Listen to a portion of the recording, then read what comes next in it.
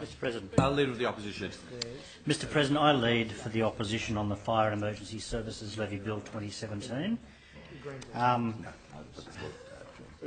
Every bill that comes before the House reflects the priorities of the party or person moving it, and on this side of the House we have in recent time introduced a variety of bills that reflect our approach to fairness, social justice and a fair go for all. That's why the Labor opposition recently brought forward legislation in the other place on medicinal cannabis to avoid the suffering of those with terminal and other serious illnesses, and of course legislation dealing with transparency in motorway tolls so that those who pay do so on a fair basis and with proper independent oversight. And of course there was Labor's steel industry legislation to boost jobs and economic growth across the supply chains throughout New South Wales. And I note in relation to this bill there are a range of principles embodied in it, and we support the concepts in the bill in principle, but as is always the case with this government, close attention has to be provided to the level of detail. We do have some amendments that will address the concerns that we have. If those amendments, or a substantial portion of them, are successful, we will support the legislation in its passage from this House.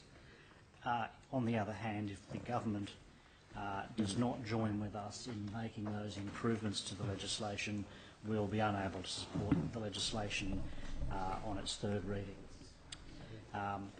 Now, in keeping with that, I'd just like to reflect on the most recent Legislative Review Committee Digest 33, which dealt with this bill, and it pointed out some issues with the Fire and Emergency Services Levy Bill as it currently stands. It found that the bill trespasses on personal rights and liberties, in particular the right to receive a refund. And I quote, "The committee notes that whilst policyholders are to receive refunds for over-collected amounts where practicable, in circumstances where it is impracticable to do so, the overpayments are to be paid into the consolidated fund. As the term practicable is not defined in the legislation, the committee refers the potential non-payment of over-collected funds to policyholders to Parliament for its further consideration," unquote. This is a concern that we share, and we will have a cluster of amendments that address that concern. The committee also found that the bill inappropriately delegates legislative powers. In particular, there are various clauses that seek to make regulations that may amend an Act of Parliament. And quoting from the Digest, the bill contains several clauses which authorise regulations to amend the Act. The committee generally prefers an Act of Parliament to be amended by a further Act of Parliament, not a regulation. Regulations are subject to some parliamentary scrutiny through the disallowance process in Section 41 of the Interpretation Act.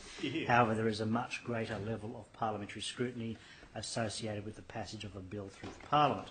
The provisions which the bill proposes may be amended via regulation or associated with key definitions relating to classifying land for the purposes of the Fire and Emergency Services Levy. They may also consolidate savings and transitional provisions. The committee notes that savings and transitional provisions can sometimes impact on rights and liberties issues depending on the content of those provisions. The committee refers clauses 43, 46 and Schedule 3 Clause 1 of the Bill to Parliament for further consideration as to whether authorising the regulations to amend various schedules of the Act is appropriate in the circumstances, unquote. When this bill was debated in the other place, the opposition identified these issues, and the amendments that we put forward will also go some way to addressing those issues. Although such provisions have been held to be legally effective, they are colloquially known as Henry VIII clauses. It's one thing to have an enactment and to have regulation-making powers to fill in many of the details, but it is taking things to another level where you enable Acts of Parliament themselves to be changed by regulation. As I said, although that is legally effective, it is significantly undemocratic because it reduces the level of scrutiny on what then becomes the final form of the principal legislation. Notably, this government engaged in that practice to a significant degree in its 2012 workers' compensation reforms, where the former Premier claimed, until he was blue in the face, that there was no retrospective effect of the legislation. But as a result of changes to the Act made by regulations, it went all the way to the High Court of Australia, and the High Court upheld the changes made to the Principal Act by regulation, which had the effect of clawing back tens of millions of dollars worth of benefits from injured workers. So this mechanism is legally effective, but it is profoundly undemocratic, and we have great concerns with it. The reaction of the big insurers to the legislation also gives us some pause for thought, and we note that there's been no outcry from the Property Council. We refer also to modelling by the Fire Brigade Employees Union using the formula in the bill, which indicates that the introduction of this state government new tax will be at the expense of working families of New South Wales and those doing it tough. And in particular, there is a significant shift in the funding of the emergency services to households, individual households, even though businesses are the prime consumers, although we of course all consume the benefit of those services. And I'll come to that level of detail when we deal with the bill in some more detail.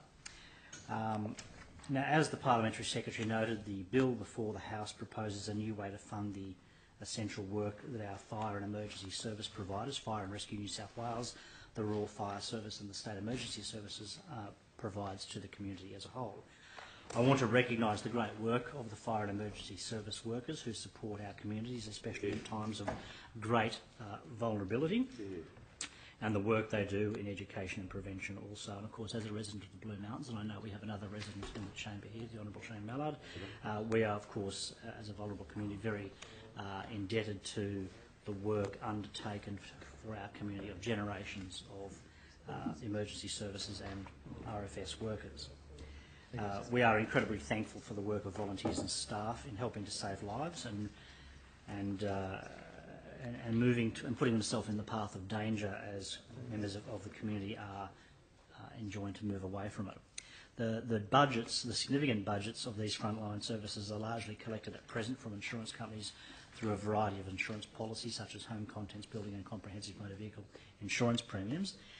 The insurance levies currently make up almost 74% of the contribution to the emergency services budget. The state provides around 15% and councils make up the rest with just shy of 12%. This scheme has worked and has underpinned a massive injection of funding for our emergency services, and I note that much of that was achieved through the 16 years of the former Labor government. Today we have a modern, well-equipped fire and emergency services which we can all be proud of and take comfort in for the security that it does provide the community. Whether it's fire, flood, storms or accidents, New South Wales has an emergency service capacity that I think is the envy of other jurisdictions, not only here but abroad as well. Tinkering with the funding that underpins this important response mechanism should not be taken lightly, and this is why the opposition has given close examination of the legislation before the House. As I indicated, we support the bill in principle. The principles it embodies are sound, and they reflect a range of reviews that have been undertaken: the Henry Tax Review, an IPART review, and the 2013 parliamentary inquiry into the present levy. We note the findings of those reviews, but it should be noted that the levy, seen through the lens of taxation efficiency, is not necessarily all that it could be. While it is the aim of all governments to ensure as efficient a tax system as possible, progressive and sensible government must also consider issues around fairness and sustainability. All governments should seek to balance these considerations and apply a number of tests to any tax or any proposed tax reform. As I indicated, the opposition supports the principle of moving from an insurance levy to a land levy, as it should in theory be fairer as everyone benefits from these essential services. And funding for these services should not be merely borne by those who purchase insurance. Public benefit land, residential land, farmland, industrial land and commercial land will all be subject to the levy. To calculate the levy, different base rates and ad valorem rates are applied depending upon the classification of the land. Government land or land owned by a state-owned corporation is exempt from the levy unless, with a few exceptions, the land is leased. Councils will be responsible for recovering the levy along with rates and charges that they levy under the Local Government Act 1993, and then pay the levy over to the Chief Commissioner of State Revenue. The levy can be paid by landholders as a single instalment or by quarterly instalments, and the new scheme is set to begin on 1 July 2017. Again, as the Parliamentary Secretary noted, A separate but related piece of legislation is the Emergency Services Levy Insurance Monitor Act 2016. That Act created the Emergency Services Insurance Monitor role, which is to provide advice and guidance to consumers and the insurance industry to make certain that insurers genuinely phase out the insurance-based levy during the transition to the property levy. Former ACCC Chair Alan Fells was appointed to the role, which is due to expire within 2 years of the bill's enactment. Mr President, when looking at this bill, we've been focused on the end result, the funding of our essential fire and emergency services, and you would think that, given their focus on user pays, those opposite would put forward a bill that reflects those who use the fire and emergency services and the different degrees to which they are used. But this is not the case. According to the government's own reports of fire and emergency service usages, families use these essential services to the extent of 35%, businesses 55%, and the rural sector 7%. However, the bill before the House will not in its impact on those different parts of the community reflect the risks faced by each sector or the cost of the emergency services used. And in fact, the legislation will increase the residential land component, mums, dads and families, to 58% of the funding. So families use 35% of the services, but will be funding 58% of the services.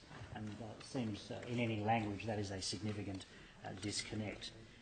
Those opposite, the Liberal and National Party government of this state, is seeking to increase the cost of living on families to pay this new state government tax to fund these essential services. There is also a concern with the new system from some within our emergency services that their own fundraising will be affected by the new scheme. Concerns have been expressed that community fundraising will be negatively impacted by the perception by many ratepayers that they have already done their bit in the new tax collected through their rates. This is always the danger of moving to such a new scheme, and the opposition will maintain a close watching eye on how the new scheme impacts the important fundraising efforts of many of our emergency service volunteers across the community. Mr President, the opposition supports any effort to reduce the cost of living. Our party was founded on the principles of defending the living conditions of working people and reducing cost of living pressures on the most vulnerable and those who can least afford it is one of our guiding principles. We can only hope that the government's sales pitch on this legislation is true, but we have our doubts, as I said, reflected by how the new funding proposed in this bill will impact on different parts of the community, shifting the burden more onto the shoulders of households and families. Now, it's said that the new property tax will offset expected savings in insurance. Now, we know that those who are not currently paying insurance will be automatically paying more, and we need to be concerned with the government's assumption that $100 or so will see these people instantly take up insurance, but we'll return to that later. When the government talks about average savings, this can in fact hide great unfairness in terms of financial impact, depending on the value of the property. So we have to be very careful that when this legislation is actually implemented, it does not aggressively and disproportionately impact those who can least afford it. Now, while we haven't seen any of the modelling from the government, the Fire Brigade Employees Union has put together some modelling based on the formulas in the bill. And of course, I note that in today's Sydney Morning Herald, page 11, there's an extensive report on their work. Now, I provide two real-life examples of how the proposed new state government tax will impact on people in the community.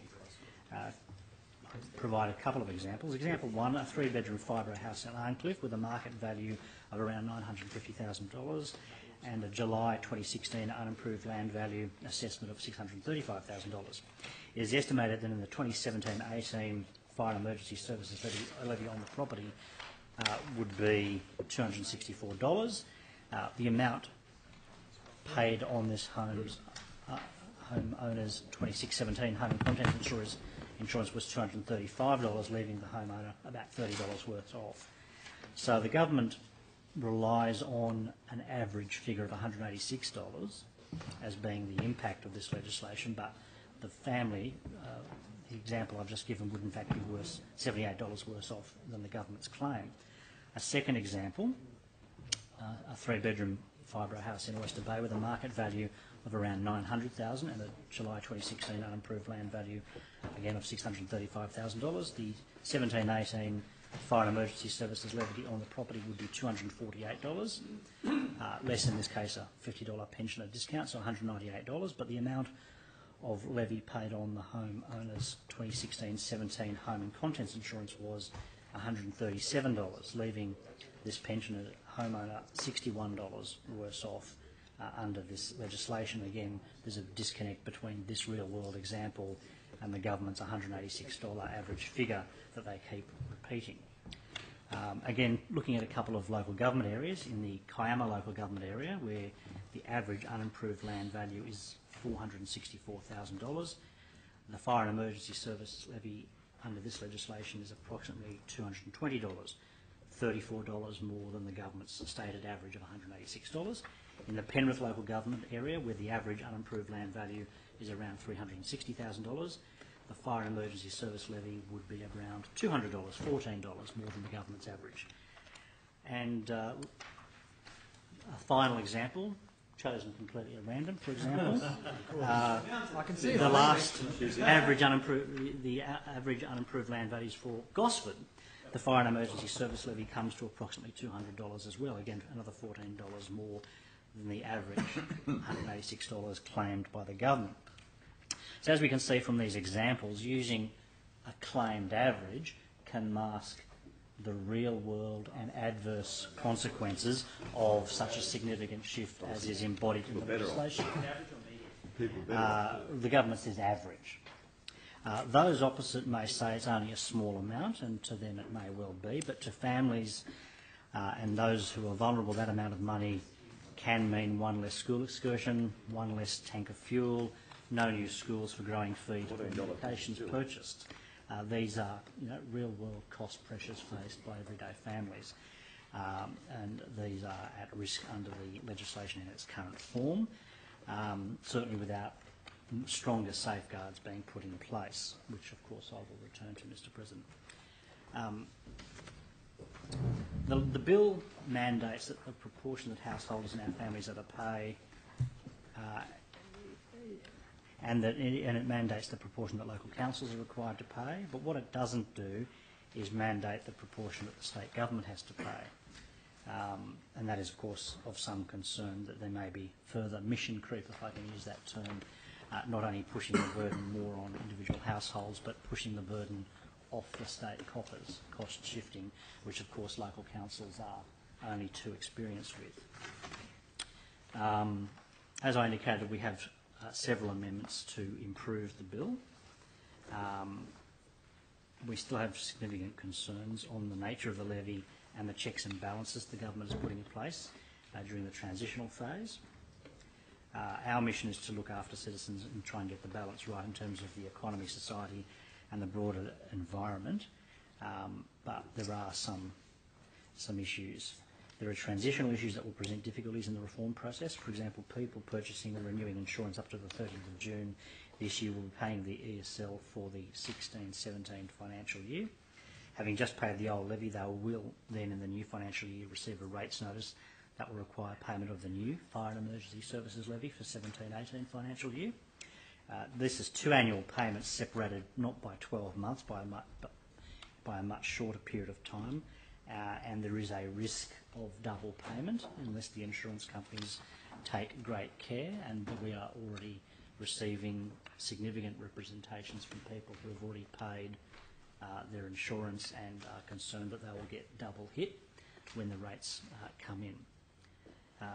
The advice received on our side from Treasury is that the insurance industry is aware of the issue and is seeking to address it by progressively absorbing much of this year's levy payment for policies taken out in the latter months of the financial year to avoid a dramatic price change between policies renewed on 30 June and on 1 July 2017. But if not addressed, this new aspect of the scheme will impact many of those who have taken out insurance in the lead up to the introduction of the new scheme.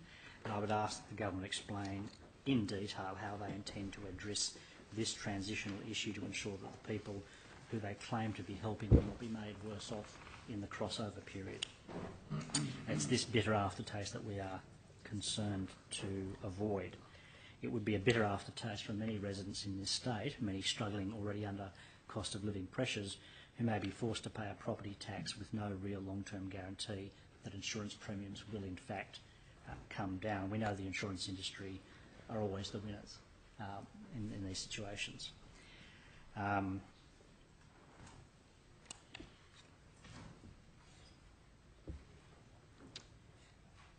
The job of responsible government, whenever dealing with a new tax to fund a service, is to put in place a scheme which introduces the tax not only as efficiently as possible, but also as fairly as possible. And what we are concerned that we may be seeing here is a big win for some of the larger institutions of the state, like the electricity transmission company, Transgrid, like WestConnex, the motorway projects, and like the Sydney Airport Corporation, none of whom under this legislation will be paying the new levy. Even the government appears to have cashed in, reducing its contribution to our frontline services. We're concerned that not only will those who can least afford it be hit by this state government's great big new tax, to quote a former Prime Minister, but that the long-term oversight over the insurance industry and the even longer-term challenges presented by climate change, for example, will mean that a bigger impact on our community and even more pressure on our emergency services to respond to disasters and accidents.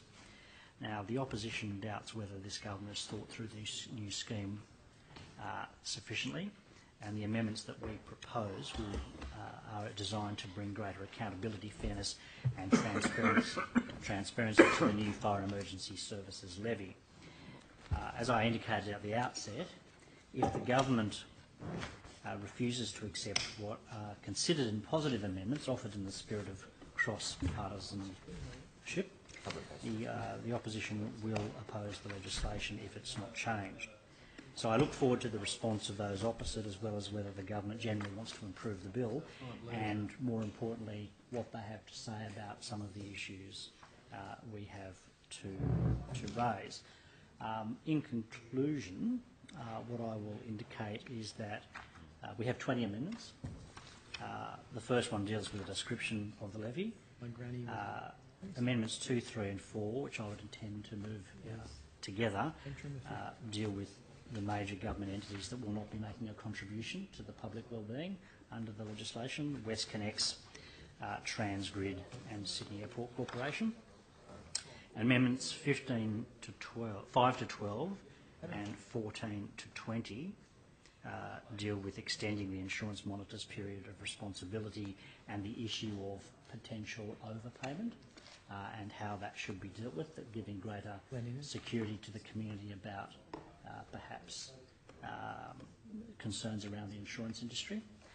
And those are important amendments that I would also seek to move in one go. And Amendment 13 deals with our proposed statutory review of the legislation before the House. So I look forward to dealing with the bill in some detail later on this morning.